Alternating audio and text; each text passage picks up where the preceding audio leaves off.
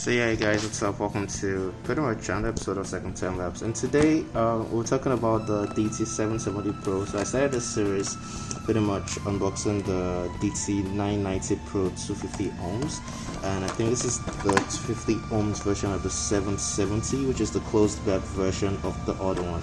So just pretty much doing a quick comparison at the end of the series, but we're going to be unboxing this one, doing an in-depth review of it, and then moving to the other one. And straight up from the packaging, they actually look pretty much the same. So of course, very dynamic, same company, the packaging is the same, they look very much alike. The only difference I can see straight up here is that that is a open back and this is a closed back. The materials look very similar, feels the same, the box is pretty much the same carrying path, some manuals, and that's it, basic. So yeah, see you guys on the full review.